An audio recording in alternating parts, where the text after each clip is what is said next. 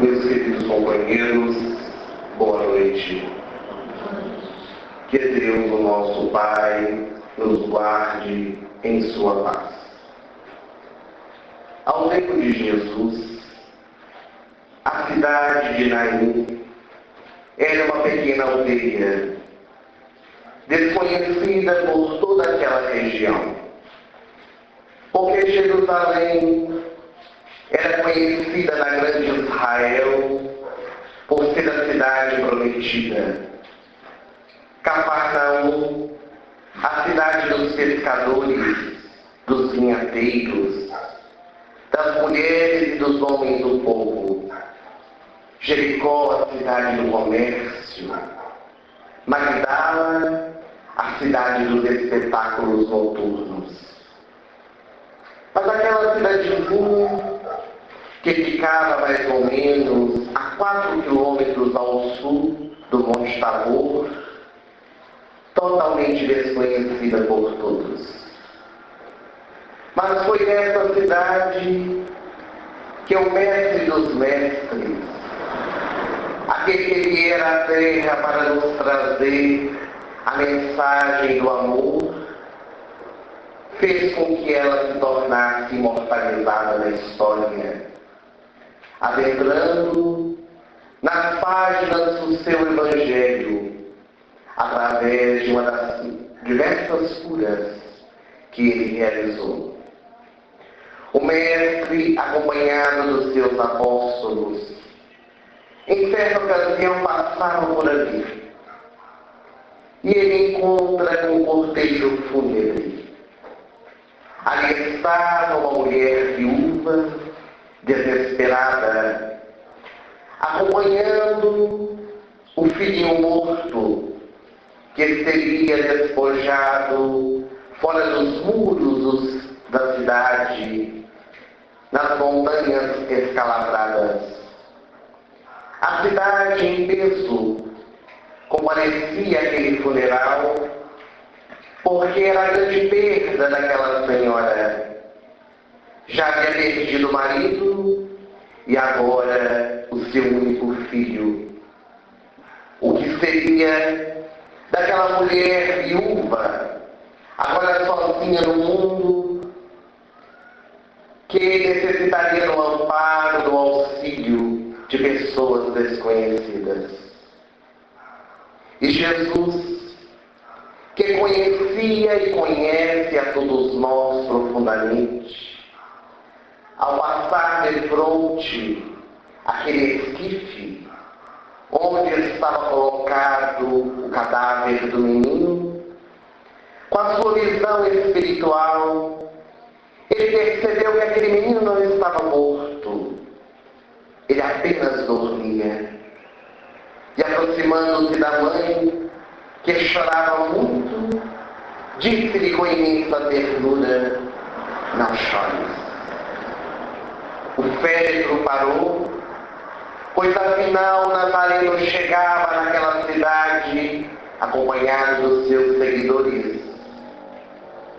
E aproximando-se Jesus do esquife, carregado por vários homens, ele tocou na urna mortuária, olhou para o jovem que estava ali deitado e lhe disse: jovem, eu te ordeno, levanta-te e anda.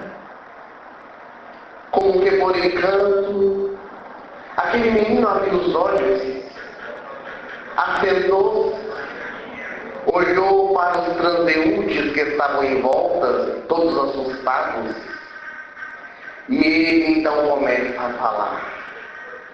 A sua mãe, em júbilo, agora lágrimas de alegria, não sabia conter dentro de si o seu agradecimento por aquele retorno dentro do seu lar. Todos que ali estavam muito assustados comentavam entre si: este é um grande profeta. Este é um grande homem que surgiu entre nós, Porque até hoje, nas páginas do Antigo Testamento, diziam eles, nenhum profeta logrou fazer o que ele fazia com essas maravilhas. E assim, aquele jovem retorna à consciência objetiva e vai vivenciar junto com sua mãe naquela pequena aldeia na cidade de Naim. E a notícia de que Jesus houvera realizado aquela cura se espalhou. Se espalhou por toda a Judéia, pela Galileia e por toda parte onde Jesus passava. Fritz-Heim, no livro A Cura Real, este livro que estamos lançando na terceira semana espírita do Vale do Jequitinhonha, vai nos trazer alguns comentários a respeito dessa cura realizada por Jesus, dentre as 27 curas contidas no Evangelho.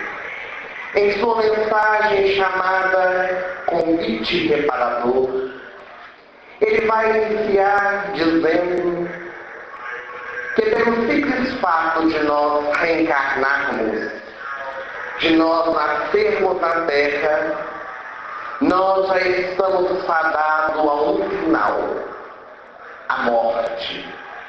Todo aquele que nasce, um dia morre.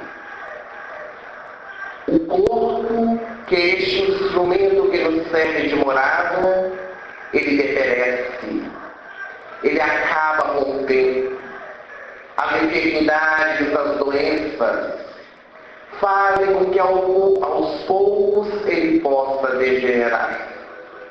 E, consequentemente, advenha a morte do corpo físico. Mas quando esse processo de degenerescência, ou quando essas enfermidades e doenças surgem nas crianças e nos adolescentes, causam na nossa vida, na sociedade, uma grande comoção. Quando alguém tem idade é levado pelos braços da morte, ou então é convidado a passar por doenças que trazem profundas dores e sofrimentos, muitos questionam, revoltam-se, vão contra Deus.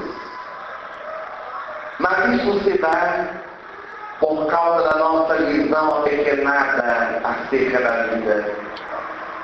Quando nós olhamos para uma criança, quando nós olhamos para um adolescente, é necessário que nós vejamos que ali está um espírito.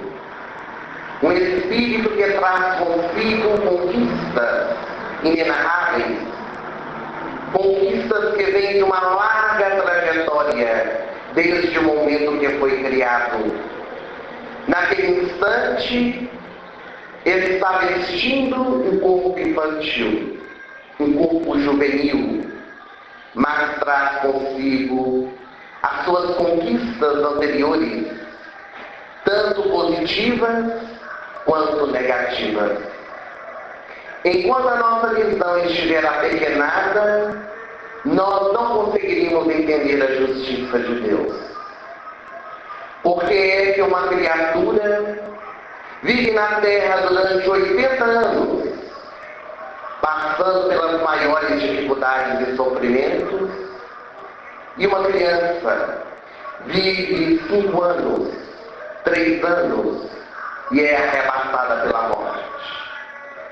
Porque essas diferenças serão pela justiça e misericórdia divina que apresenta em nossa vida, para que nós encontremos a nossa libertação, a nossa plenitude.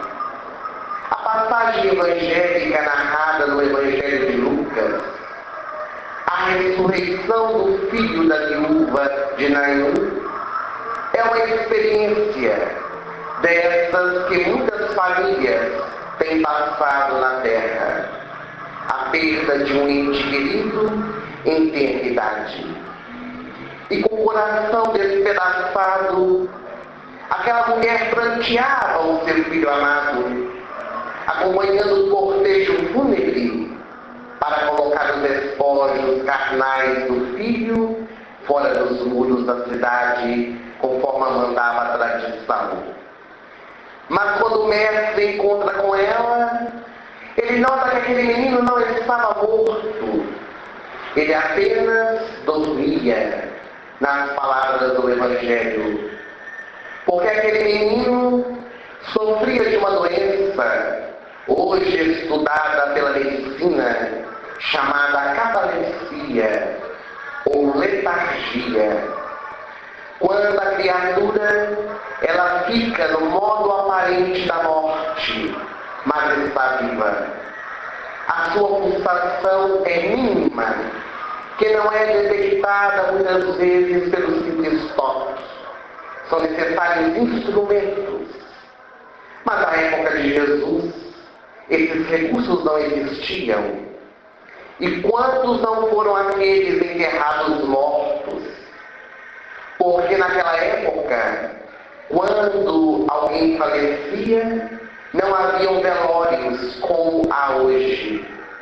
A instituição do velório, o pedido da medicina, para que se vele o corpo em no mínimo 8 horas, a não ser em casos muito especiais, onde já há deteriorização do corpo, é preciso justamente por isso, para que se dê o espaço necessário, a fim de que se aquela criatura tiver alguma enfermidade, que esteja na morte aparente, possa recuperar-se. Mas quantos casos há nos cemitérios de nossas cidades, aqui no Brasil e fora dele, de corpos, quando foram inhumados, encontraram o cadáver virado de cabeça para baixo, a urna arranhada, porque a pessoa era cataléptica ou letárgica e foi enterrada viva. No caso do filho da viúva de Naim, aquele menino era doente, e Jesus, então, aproximando-se dele, lhe diz: jovem, eu te ordeno, levanta-te e anda. E imediatamente aquele menino se levantou. Allan Kardec, o preclaro modificador da doutrina espírita, no livro A Gênese, a quinta obra da codificação, vai nos dizer que pelos estudos científicos, até hoje, é impossível uma pessoa que esteja morta reviver. Vai contra todas as leis naturais da vida. Depois que se dá a anóxia cerebral, ou a desoxigenação do cérebro, aquele ser que teve o seu óbito não pode retornar à vida. Jesus, sendo aquele que veio nos trazer as leis divinas, cumpri-las no mundo, de forma alguma poderia trazer de volta aquele que estava morto. Ele não iria ir contra os ensinamentos que ele veio instituir, o que ele veio nos ensinar, as leis divinas. Portanto, nós vamos perceber que na cura do filho da viúva de Naim, assim como a ressurreição de Lázaro, a filha de Jairo, foram na verdade curas e não ressurreições. Porque a palavra ressurreição, dentro da Bíblia Sagrada, ela possui um outro significado. O significado da transformação, da renovação interior, de iniciarmos uma nova vida, uma nova trajetória, através das nossas escolhas interiores. Mas quando nós lemos as páginas do Evangelho, um fato como este, do filho da viúva de Naim, nós achamos que é algo tão distante de nós. Achamos mesmo que é um milagre, um fato miraculoso contado pelos evangelistas. Mas, quando nós compulsamos a história universal, nós vamos notar que várias pessoas passaram por essa experiência. Aqui no Brasil, nós temos um caso narrado por uma espírita chamada Ivone do Amaral Pereira. Dona Ivone foi uma extraordinária médium. Ela psicografou diversos livros através do espírito Bezerra de Menezes, Camilo do Castelo Branco e outros, que por seu intermédio aclararam a vida após a morte e a realidade da nossa vida aqui na Terra, a fim de podermos aproveitar as oportunidades que batem à nossa porta. Foi através dessa médium que um dos mais notáveis livros do movimento espírita foi escrito, Memórias de um Suicida, falando-nos da realidade daqueles que escolhem o autoextermínio.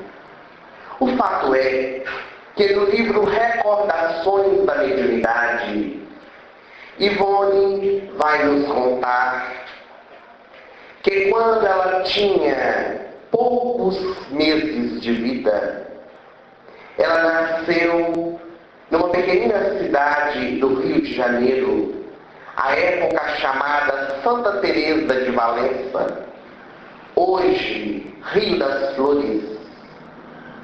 Ela foi recebida com grande entusiasmo pela família. Ela nascera no dia 24 de dezembro. Que bênção! Uma criança nascer no dia do nascimento de Jesus, comemorado na terra. Seria uma data jamais esquecida por aquela família. Mas, logo no dia que ela nasceu, a grande felicidade instaurada no lar, muitos familiares vieram de outras cidades. A sua casa ficara com mais de 28 pessoas, que ali permaneceriam por vários dias. No dia 23 de janeiro, quando ela completava exatamente um mês de vida, eis que ela teve uma crise de soluços. Começou a tossir sem parar e ficou sufocada com seu próprio soluço. A mãe entrou em desespero. Os familiares ali presentes não sabiam o que fazer e chamaram o médico local para poder examinar a criança. E quando ele chegou, com os exames da época, ele constatou que a menina estava morta. Ela havia falecido por sufocação e deu o atestado de óbito. A mãe, diante daquele corpinho que jazia sobre o berço, sem se mover, gelada, os seus membros começaram a roxear, não verteu uma lágrima. Algo dentro de si dizia que a filhinha não estava morta, ela estava viva. Mas os familiares acharam que era loucura da mãe por causa da perda da criança. Ela disse que não queria velório. Ela disse que não gostaria que preparasse a sua filha para ser enterrada. E os familiares prepararam tudo sem que ela soubesse. Foram à funerária, compraram um pequeno caixão. A menina era pagã, nem nome tinha porque ainda não fora batizada. Comprou aquele caixão branco com as estrelinhas azuis. A mostruária que se vestia à época nos pagãos, compraram também flores para colocar em volta da testa da criança, como se fosse uma coroa de anjo. E tudo estava preparado sem que a mãe soubesse. A mãe ao lado do berço daquela criança que não se movia. O dia passou.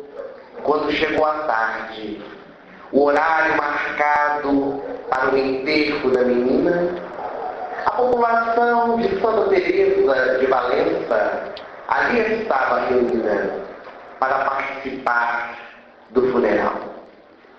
A mãe fechou a porta do quarto.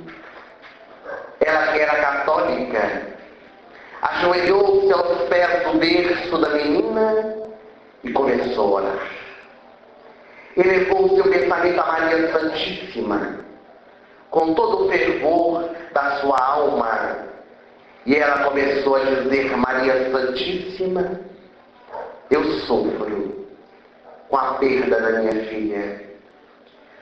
Tu sofreste com a perda do teu filho.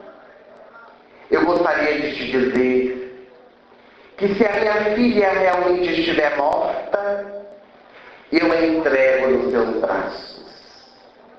Mas se ela não estiver morta, Maria, tem piedade de nós e a traga de volta para o nosso convívio.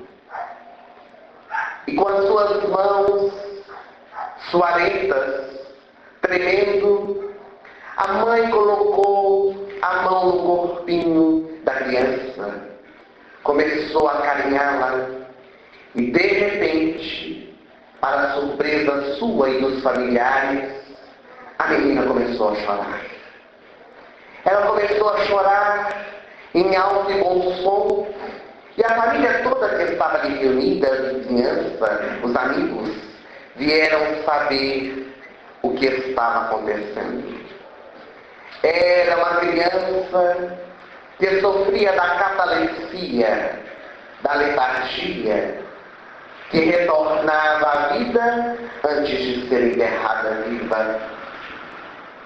É uma prova incontestável que possuímos aqui no Brasil de um fenômeno como este ocorrido com o filho da viúva de Naim. Ivone não estava morta. Ela estava em um estado catalético. Mais tarde, quando ela se tornou espírita, ela soube o porquê passava por aquela situação. Ela vai contar que numa reencarnação anterior, ela houvera suicidado pulando nas águas e que agora, reencarnando-se, ela, nesses primeiros meses de vida, relembrava inconscientemente aquela sufocação. E por isso criou na sua mente o processo da doença que surgia através da letargia. Mas ela, com o amor carinhoso da mãe, retornou à vida. E no caso do filho da viúva de Naim, com as forças fluídicas do nosso mestre maior, Jesus, ele também obteve a cura. Nós vamos perceber nessa cura de Jesus um outro fato muito interessante, porque naquela época os judeus, pelo preceito deixado por Moisés, não podiam tocar nos mortos. No livro Números 19 e 16, nós vamos encontrar o seguinte ensinamento deixado pelo legislador hebreu: todo aquele que tocar em campo aberto um homem assassinado, um cadáver, uma ossada humana, um túmulo, ficará impuro 7 dias. Jesus, naquele momento, ele tocava em campo aberto um cadáver, tocava o esquife e não se importava com as convenções sociais e humanas, porque ele veio demonstrar que ele estava acima delas.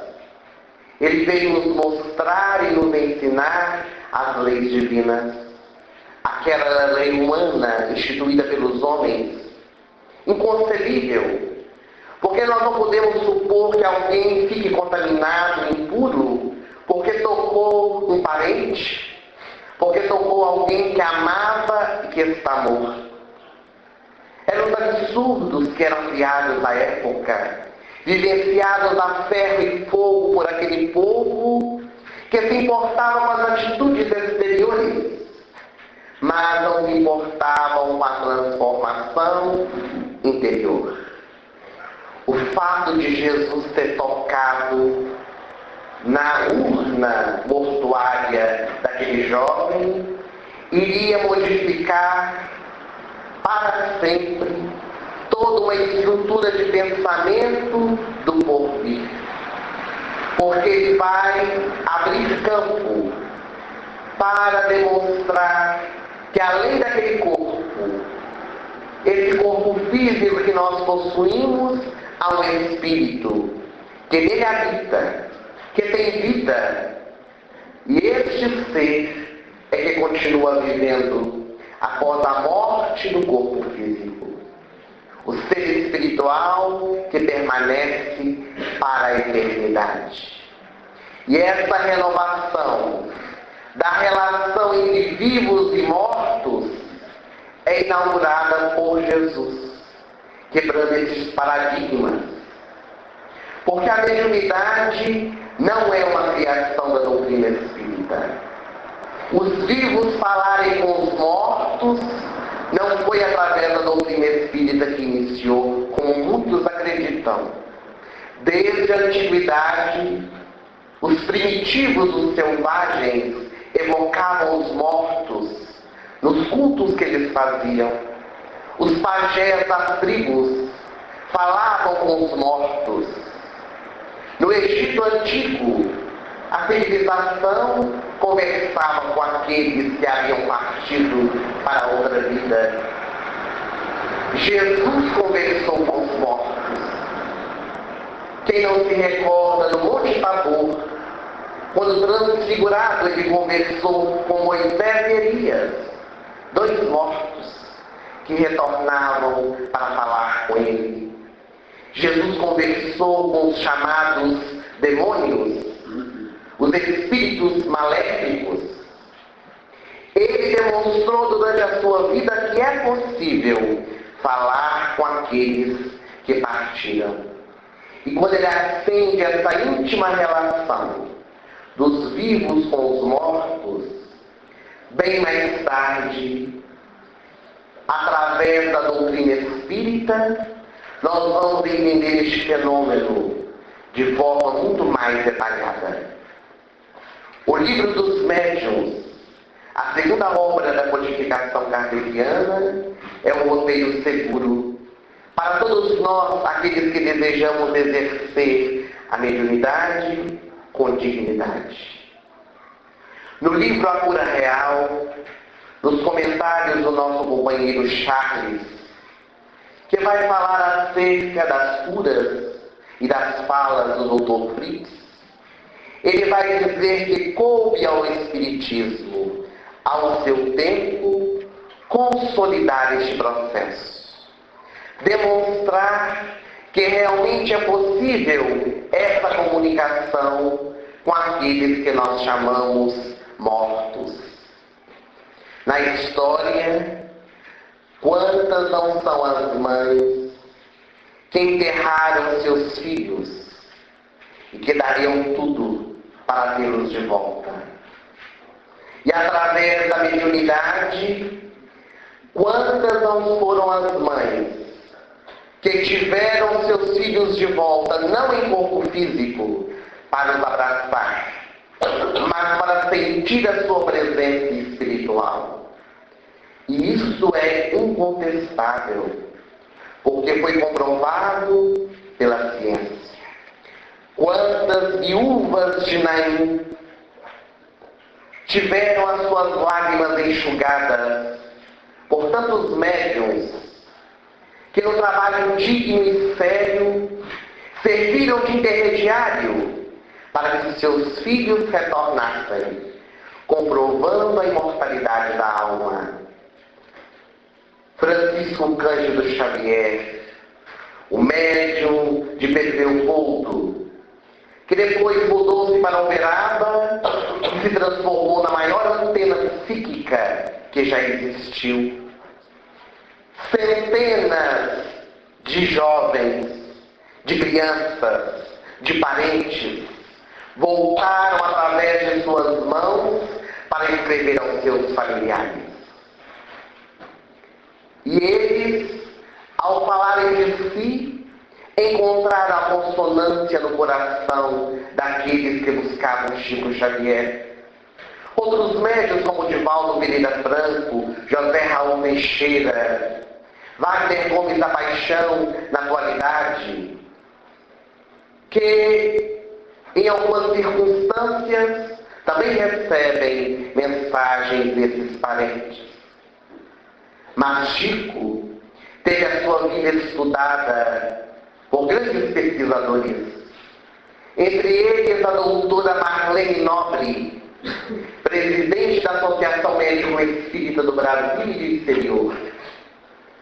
Ela fez um levantamento das cartas consoladoras que vieram pelas mãos de Chico e constatou que todas as famílias que receberam as mensagens, pelo menos um parente acreditou que fosse do parente morto que havia partido para o mundo espiritual. É claro que houve famílias em que houve os céticos, aqueles que mesmo tendo a comprovação em suas mãos dizem: eu não acredito, eu não creio. Mas houve um pai, uma mãe, um irmão que acreditou. Porque naquelas mensagens estavam colocadas fatos, datas, nomes, modos que morreram, que jamais Chico Xavier conseguiria saber de todos que ali se encontravam. Pessoas que iam ao Uberaba pela primeira vez, assentavam-se para assistir a reunião e ao final dela Chico Xavier chamava nominalmente e ao final estava assinado o parente morto. Quantas mães tiveram seus corações ali reconfortados por este trabalho imemorável realizado pelo apóstolo da mediunidade que foi Chico Xavier. Há pouco tempo nós tivemos aqui no Brasil uma película cinematográfica lançada falando a respeito dessas cartas. Todos nós, ou muitos de nós, já devemos ter assistido o filme As Mães de Chico Xavier, onde o diretor do filme trouxe-nos as diversas mães que receberam pelas mãos de Chico o consolo e o alívio às suas dores e às suas aflições. Como o filho da viúva de Naim, aqueles rebentos retornavam do além-túmulo para tocar profundamente o coração delas. E uma dessas mães que deu ensejo para que o filme fosse realizado vive na cidade de Pedro Leopoldo, a cidade onde Chico nasceu. Ela se chama Célia Diniz. Hoje ela é uma das frequentadoras e dirigentes do Centro Espírita Luiz Gonzaga, que existe até hoje, fundado por Chico e pelo seu irmão. Célia hoje é aposentada, mas nos tempos áureos ela era professora de química, casada, mãe de 3 filhos. Um chamado Rangel, que era conhecido como Tetel, Aquinaldo e Mariana. Tetel era o mais jovem de todos. Aliás, era uma criança. Tudo aconteceu, segundo ela mesma narra, do livro de mesmo nome, As Mães de Chico Xavier, no dia 15 de agosto de 1983. Tetel foi passear com a babá de bicicleta. Ali em Leopoldo eles tinham costume nos finais da tarde passear com as crianças de bicicleta. A babá Conceição, que tinha 16 anos na época, levou Tetel na padaria, compraram picolé, e quando eles estavam retornando, o menino caiu e bateu com a cabeça no chão. A babá ficou desesperada, voltou para casa com Tetel machucado. Célia levou o menino para o hospital, deram pontos e ele voltou para casa. Naquela época não havia muitos recursos médicos, principalmente numa cidade do interior. Mas à medida que o tempo passou naquele mesmo dia, o menino foi piorando, foi tendo convulsões e foi levado às pressas, agora para Belo Horizonte. Ele foi direto para o CTI, foi entubado, e à medida que o tempo passava, aquele menino, que não havia completado 3 anos, faleceu. Imaginemos a dor daquela mãe. Chico Xavier vai dizer que não há maior dor do que dos pais quando perdem os seus filhos.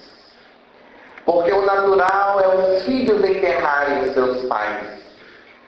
Mas os pais enterrarem os filhos é uma dor incalculável.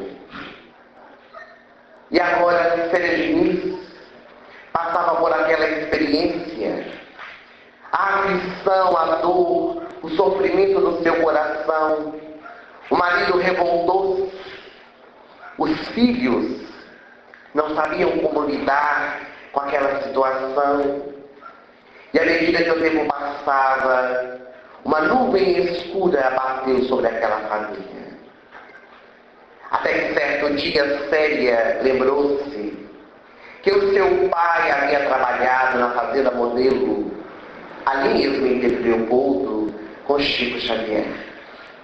À época, ele residia em Uberaba, e ela, sem pestanejar, sozinha, porque o marido não a quis acompanhar, ele estava envolto numa depressão profunda.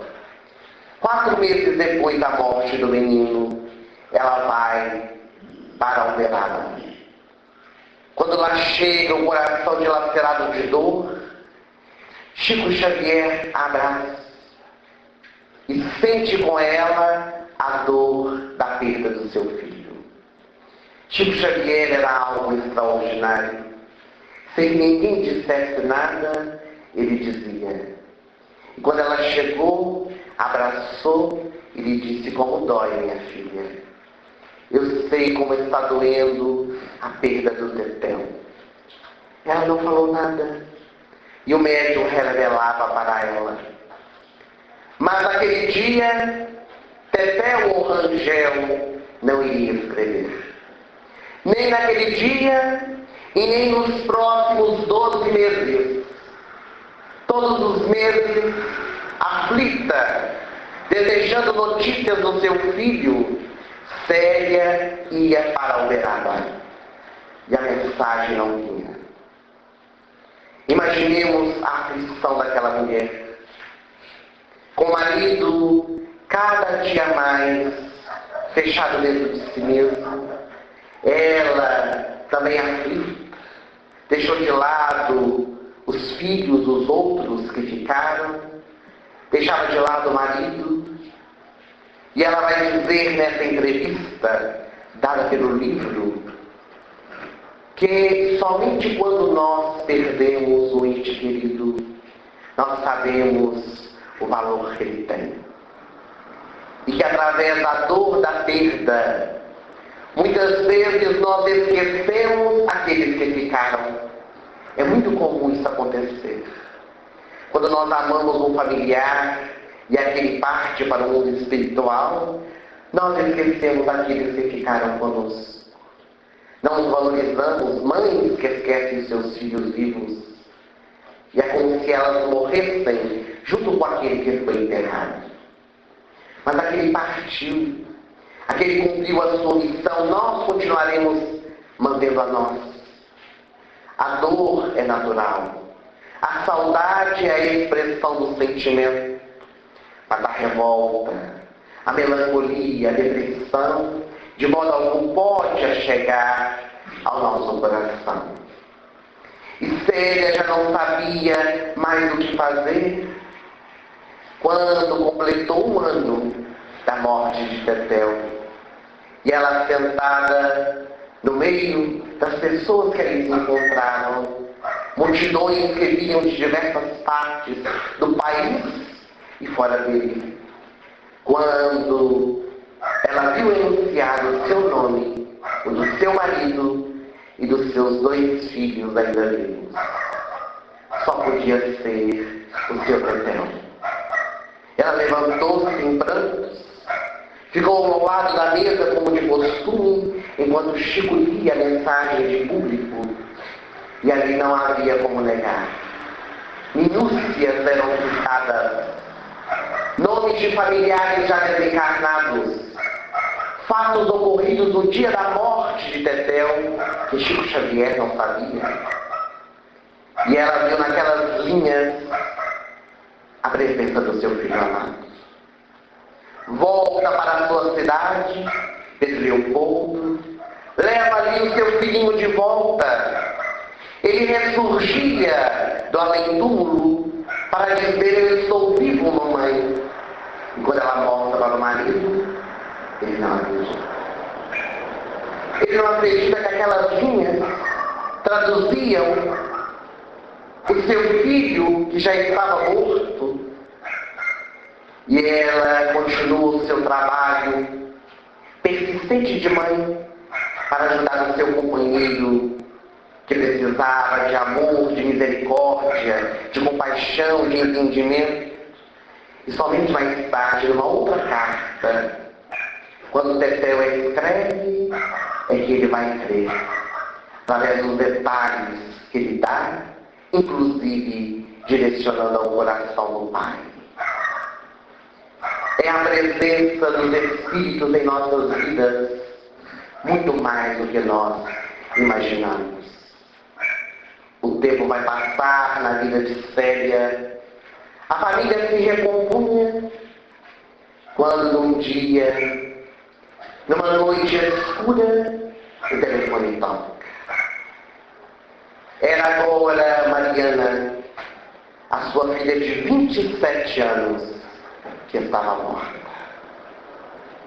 Célia Diniz leva o coração ao peito e vai dizer de si para si mesmo: o raio não cai 2 vezes no mesmo lugar. Mas a sua família caiu. Será que eu ainda não aprendi o que eu precisava? No dia que ela voltou em Pedro Leopoldo, logo após a morte de Tetel, Chico Xavier havia feito uma pergunta para ela que a marcou profundamente. Porque ele disse: você já perdoou a sua babá?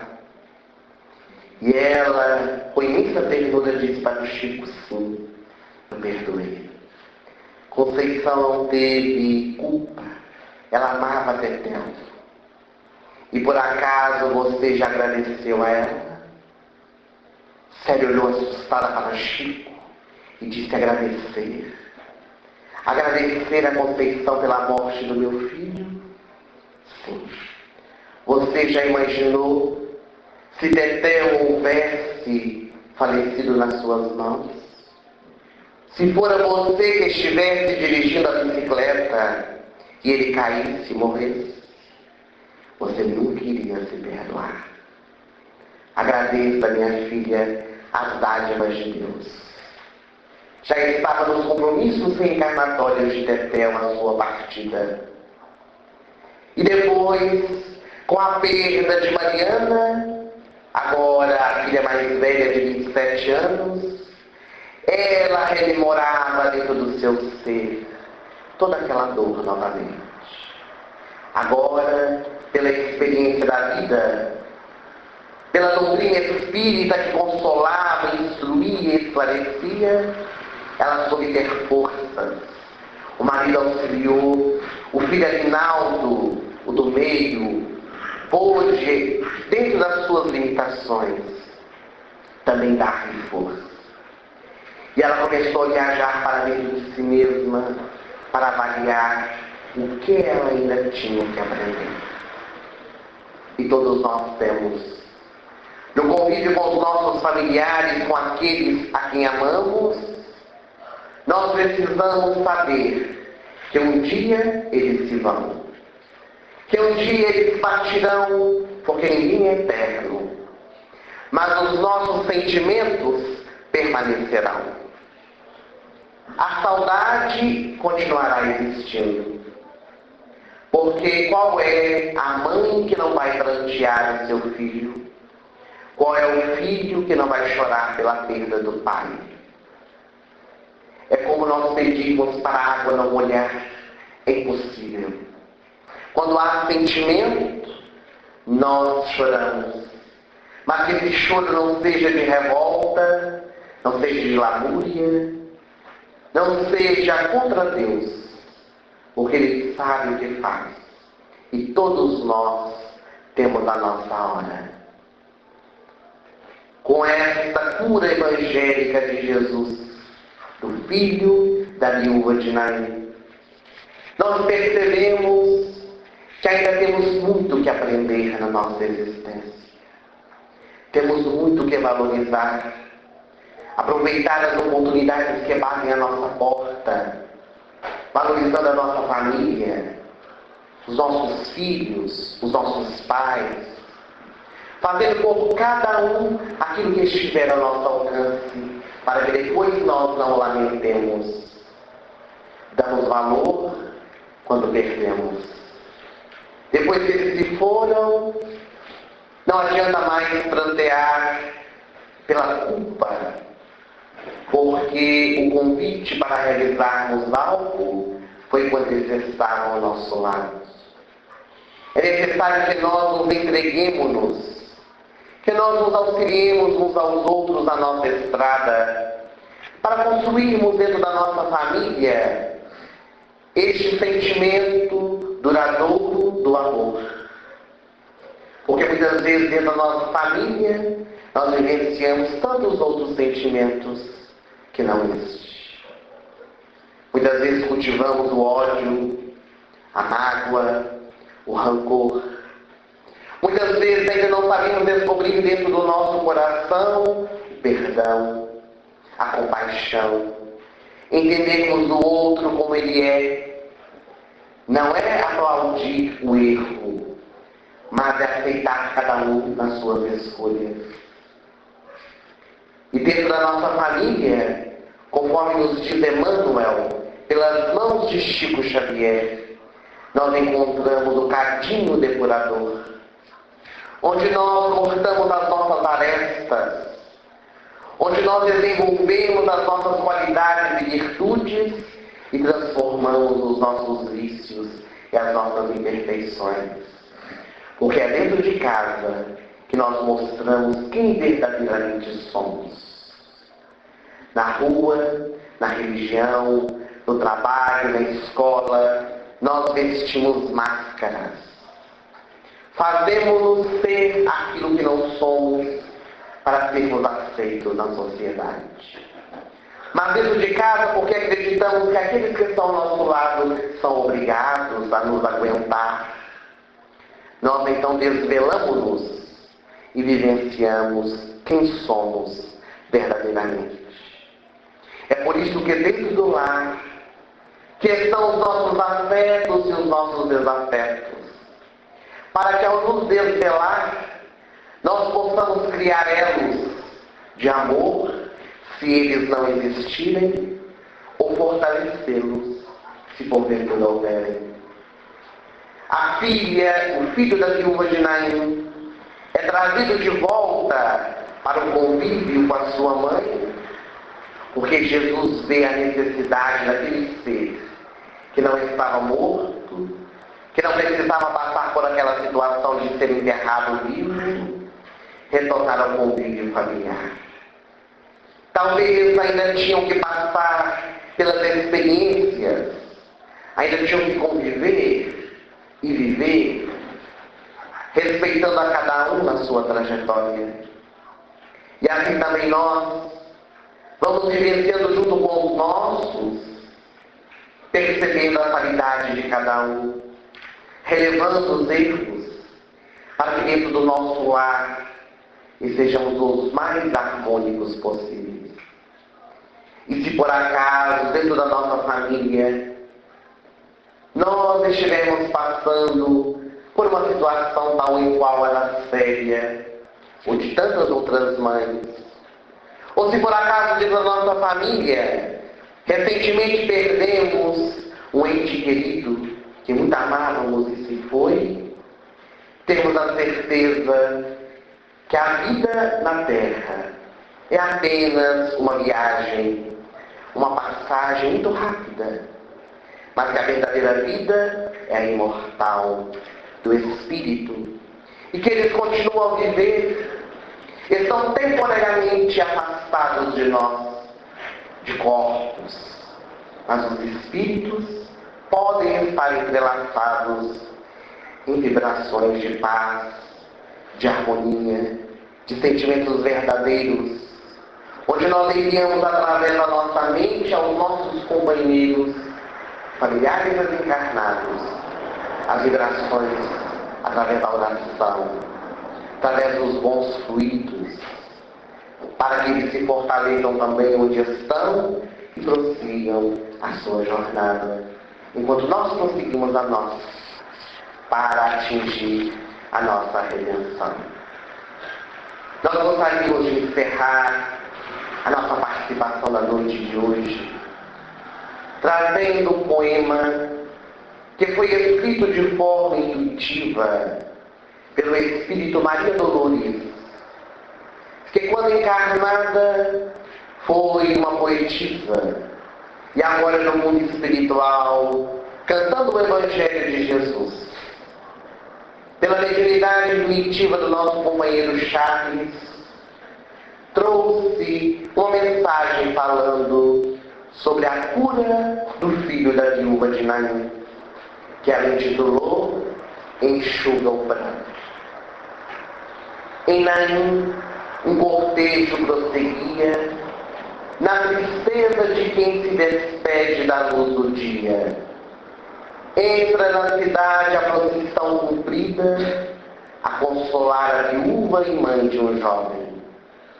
No caminho cruzavam outro grupo, que trazia a cura para o luto, em passo firme e destino certo, o de levar a água ao deserto. Fundo pranto que só as mães podem saber, quando o destino faz o coração chorar, a maior dor que pode sentir um ser, ter um filho e antes de si o enterrar. E entre aquele turbilhão de pensamentos, uma voz doce reacende a esperança. A turba para e Jesus sorri celeste, como a envolver a viúva em calma e fé. Enxuga o pranto, minha filha, ele dorme, e pelo amor em breve estará de pé. Toca o esquife, com a destra e purifica o preconceito dos que julgam sem pureza, a demonstrar a atuação que santifica, que morte e vida são fases da natureza.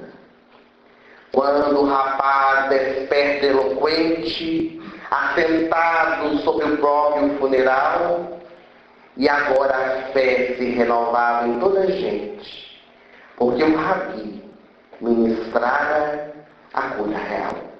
Maria Dolores, que nessa noite, aqui reunidos, nessa festa espiritual, onde inauguramos essa instituição, que acende mais uma luz na cidade de Malacacheta, nós rogamos a Jesus, que é o nosso mestre maior, amigo incondicional das nossas vidas, que possa nos envolver em vibrações de amor e de paz, a fim de que nós possamos encontrar na nossa vida a cura real. Que possamos transformar a nós mesmos e sermos as testemunhas do Evangelho, onde quer que nós formos. Não apenas dentro da instituição religiosa, mas na sociedade, no trabalho e na família. Porque Jesus está a nos ordenar. Aqueles que ainda dormimos no sono da letargia, que ainda estamos parados no tempo, esperando o tempo certo para trabalhar, Ele está ao lado da nossa cama, ou do nosso esquife mortuário, na linguagem simbólica, para dizer: meu jovem, meu irmão, eu te ordeno, levanta-te e anda. Que nós possamos nos levantar e andar para a frente e para o alto. Que Jesus nos abençoe.